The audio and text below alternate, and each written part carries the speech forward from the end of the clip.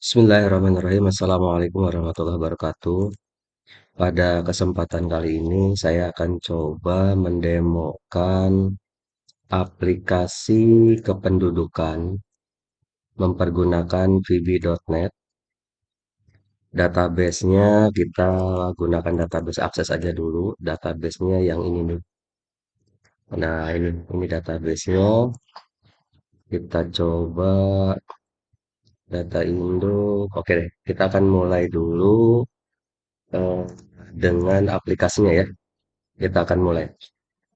Jadi aplikasi ini sebenarnya proses yang dilakukan yang pertama prosesnya itu adalah pendataan satu data induk, lalu permohonan KTP, lalu permohonan KK, lalu surat kelahiran, lalu surat kematian, lalu surat mutasi datang, sama surat mutasi pindah. Nah, ini akan kita bahas dalam aplikasi eh, di aplikasi kependudukan. Aplikasi kependudukan. Oke, kita akan mulai dengan aplikasinya. Login sebagai user. Nah, di sini ada lembaganya dulu nih. Lembaganya ini tulis aja apa nih? Misalkan Pemerintah Kota Bekasi. Jadi ini akan membentuk kop surat nanti pada saat laporan-laporan dibuat. Nah, ini nomor teleponnya berapa, kemudian emailnya apa. Ini sudah secara otomatis, ini bisa diganti nih, kotanya bisa diganti. Nama pimpinannya kalau dia setingkat kecamatan ya silahkan nama pimpinan camatnya siapa, jabatannya sebagai apa. Entah dia kepala desa atau lurah, entah dia camat, kemudian eh, ketik NIP-nya. Setelah itu kita simpan. Nah, setelah selesai, kita mulai ke data user. Ini ada admin dan ada user. Oke. Kemudian di sini ada data induk. Nah, data induk ini sebaiknya diisi setidaknya adalah nomor kakak kalau memang sudah ada. Kemudian nama. Nah, ini sebenarnya nih nanti bisa saya lepas nih ininya. Enable false-nya bisa saya lepas menjadi enable true supaya bisa diketik manual. Singkat cerita, ini sudah ada beberapa data. Kalau diklik dia masuk sana, kalau diklik dia masuk ke sana, gitu ya. Ini sudah ada beberapa data. Kita coba di sini data induk ceritanya udah terisi lah, gitu ya. Data induk ceritanya sudah terisi. Nah, nanti data induk ini ya kelurahan, kecamatan, kabupaten, kota, provinsi, ini sebaiknya dibuat jangan jadi variabel, jadi konstan aja karena capek ngetiknya. Pasti kelurahannya sama, kecamatannya sama, itu juga pastinya. Gitu. Nah, kita mulai dari sini nih. Ada permohonan KTP ya dengan jenis permohonan baru. Misalkan nicknya Siti Khadijah. Nah, ini tinggal di permohonan baru ya berarti akan diproses. Ntar kalau udah selesai ya klik selesai untuk diedit gitu. Kalau permohonan baru di sini, oh sorry, kita hapus aja dulu seluruh datanya. Semua datanya kita hapus dulu supaya kita benar-benar mulai dari awal. Tunggu beberapa saat sampai muncul keterangan bahwa data sudah berhasil dihapus. Oke, kita tunggu dulu sebentar. Dia sedang menghapus data. Udah belum? Oh, oke, ini dia. Data transaksi berhasil dihapus. Kita mulai dengan permohonan KTP, misalkan Siti Khadijah, ya Siti Khadijah, ini KTP baru. Klik simpan di sini. Nah, kemudian kita cetak. Jadi ini baru permohonannya nih, permohonan. Oh, sorry. Cetak permohonan KTP. Oh, ini bukan cetak, sorry. Ini harusnya namanya tuh print. Print permohonan KTP. Harusnya, sorry, sorry, sorry. Kita coba ulang lagi. Kita coba ulang lagi. Jangan-jangan di yang tempat yang lain juga sama kali ya. Misalkan Siti Khadijah, oh sudah mengajukan. Ini misalkan perpanjangan. Simpan, kemudian kita cetak. Cetak. Nah, ini dia. Pemerintah Kota Bekasi, Kecamatan Wajib Timur, Kelurahan Margahayu, jalan silakan diisi sendiri ntar ya. Ini bisa diubah-ubah sesuai dengan posisi Anda ini mau membuat aplikasinya di mana gitu. Nah, ini surat pengantar pembuatan KTP. Ini nomornya, ini kalimat-kalimatnya. Nah, ini di sini nanti ada tanda tangan kepala desanya. Jadi kepala desa, kota, dan lain sebagainya ini sudah disetting di profil perusahaan tadi di sini nih. Nah, di lembaga ini udah pada masuk gitu. Kemudian permohonan kakak. Contohnya begini. Eh Tobari ini kepala keluarga. Dia mengajukan kakak. Nah, membentuk misalkan kartu keluarganya hilang atau rusak. Nah, ini anggota keluarga dia nih. Nicknya ini yang istri, ini anak. Jadi dia mau bikin kartu keluarga. Kita coba klik simpan di sini. Simpan, lalu cetak data. Nah, ini dia. Ini adalah surat permohonan pembuatan kartu keluarga. Nomornya nomor sekian, nama pemohon, nicknya ini, tanggalnya sekian, sekian, sekian. Yang bersangkutan telah mengajukan surat permohonan pembuatan kartu keluarga dengan alasan tersebut di atas. Demikian surat ini bla bla bla. Gitu. Kemudian kita mutasi datang. Nah, ini nomor kakak asal, misalkan begini, nomor kakak dulunya tuh di sini. Oh, sorry, harus 16 nih. Nah, nama keluarga, misalkan namanya, nama keluarganya Yudi asal, misalkan dari Semarang. Ini pemohonnya misalkan ini, misal ya. Nah, ini nama pemohon dengan nama kepala keluarga itu bisa sama, bisa beda. Misalkan yang mengajukan anaknya, misalkan namanya Derajat. Nah, gitu. Ini yang mengajukannya adalah pria. Status kakak pindahnya apa ini? Numpang kakak dulu, apa membentuk kakak baru, atau nomor kakak tetap. Nah, misalkan pengen nomor kakak baru, misalkan. Nomor kakak tujuannya cari di sini. Oh, misalkan, nah cari di sini. Mau pindah ke nomor kakak kosim, misalkan gitu. Tinggal dipilih aja. Nah, ini nanti masa berlakunya bisa diabaikan ya karena nanti tidak akan diproses. Ya. Nah, di sini harus mengetik nicknya nih. Nicknya berapa? Harus 16 digit. Misalkan Andi, status hubungan dalam keluarganya misalkan anak, gendernya pria. Misalkan di sini namanya Yuda, ini anak, ini juga pria. Ya harus 10 digit. Ini misalkan Yuni, ini harusnya istri di posisi paling pertama ya harusnya. Istri wanita. Nah, ini kan pengajuan eh, mutasi data. Kemudian kita simpan. Nah, lalu kita cetak. Ya, lalu kita cetak. Nah, ini dia. Ya, ini surat keterangan pendatang. Surat keterangan pendatang. Kemudian kita lanjutkan ke pindah. Nah, misalkan Yanto atau Tobari atau Tony ini, Tony gitu, dia pindah kemana? Dia pindah ke Bogor. Alasannya adalah pekerjaan. Kelurahannya di mana? di luar Kelurahan Margahayu, di luar kelurahan kita nih.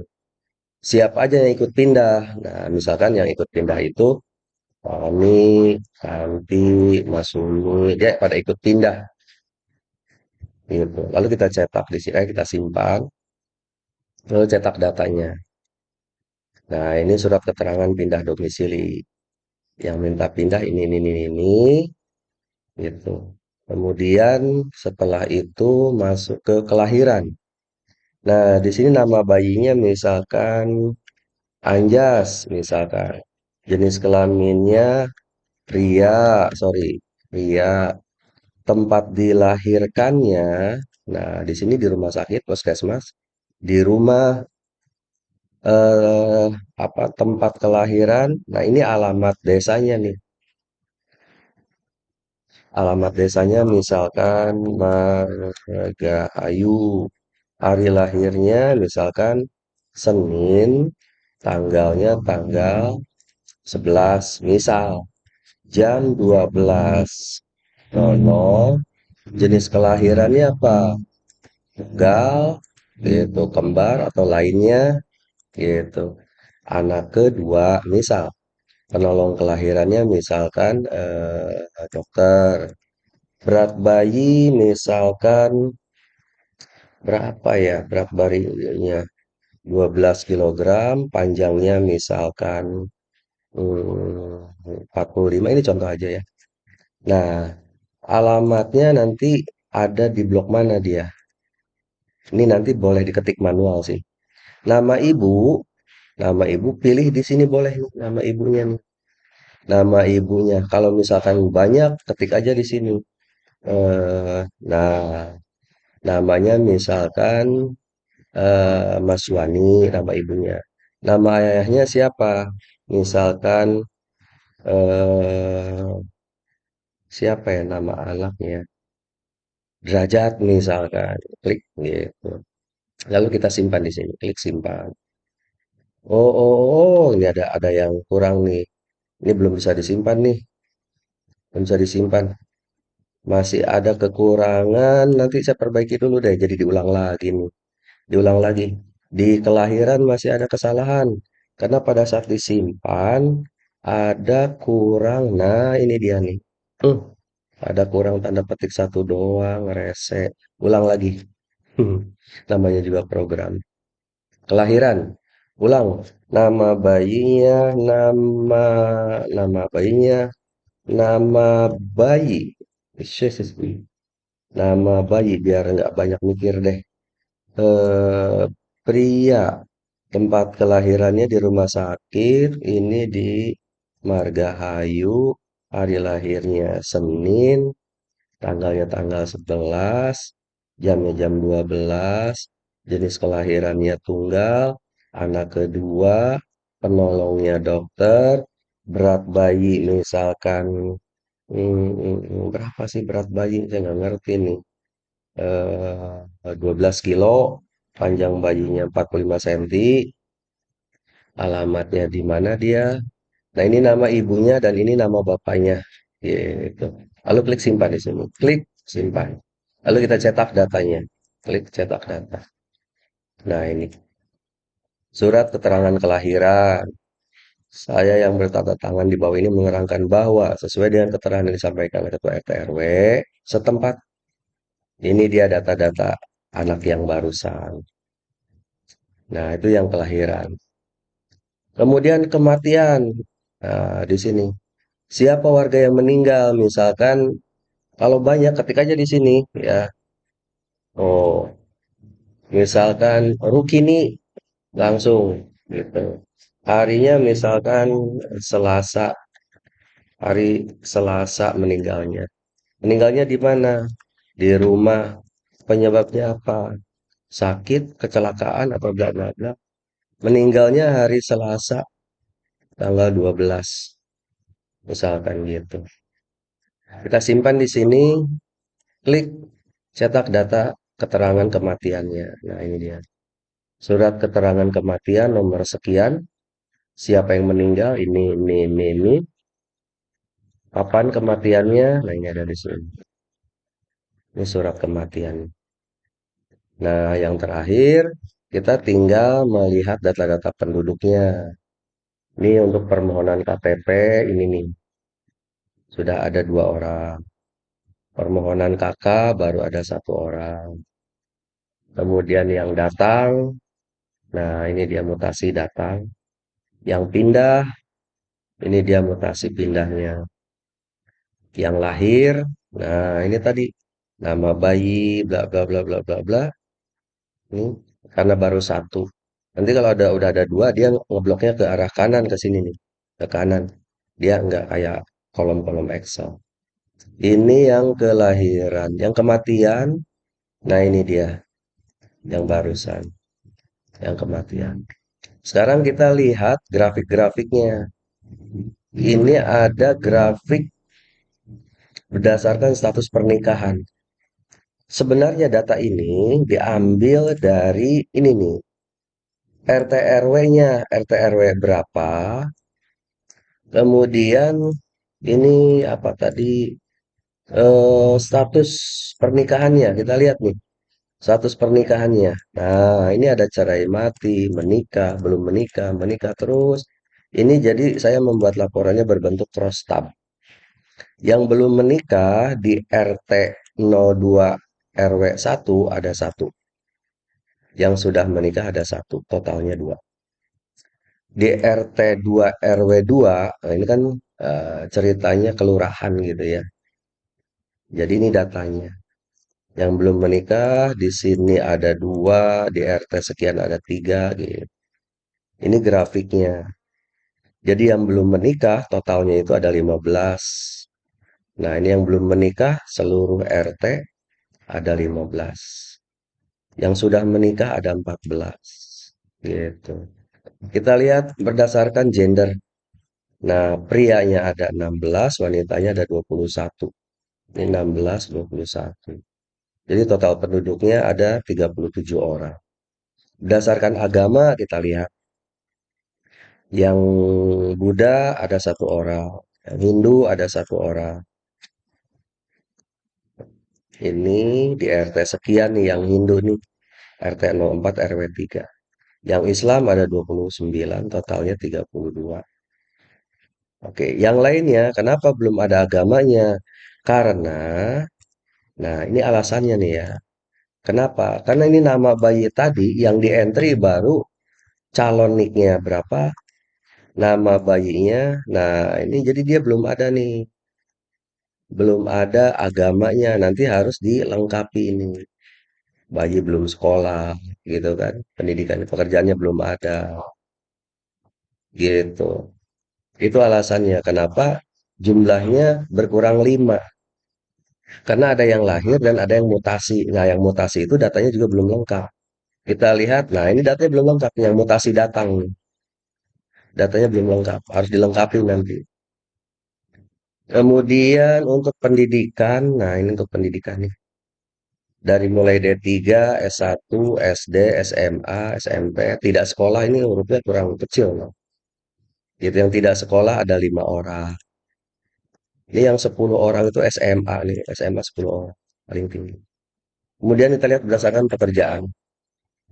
Nah, yang berdasarkan pekerjaan, ini paling tinggi adalah pelajar. Ini datanya kepotong, jadi kita lihat di halaman berikutnya yang sini nih. Go to next page. Ya. Nah, ada, ini ada 14 orang yang pelajar. Selebihnya ada yang buruh, ada yang ibu rumah tangga, ada yang nelayan, dan lain. Nah, demikian kira-kira saudara contoh dari aplikasi kependudukan yang dapat saya buat. Ini sangat sederhana sebenarnya. Bahkan pencetakan kakak dan pencetakan KTP-nya pun belum saya kerjakan ini. Nah, ini kan masih dalam proses. Ceritanya nanti dia tuh udah selesai nih, ya tinggal diedit aja, prosesnya selesai. Lalu kita simpan, cetak data, nggak usah. Jadi nanti di sini yang udah selesai ada, yang dalam proses apa. Bisa dicetak datanya nanti. Nah, ini yang sudah selesai, gitu. Demikian teman-teman yang dapat saya sampaikan. Mudah-mudahan Walaupun sangat sederhana, aplikasi ini ada manfaatnya. Sekian, terima kasih. Wassalamualaikum warahmatullahi wabarakatuh.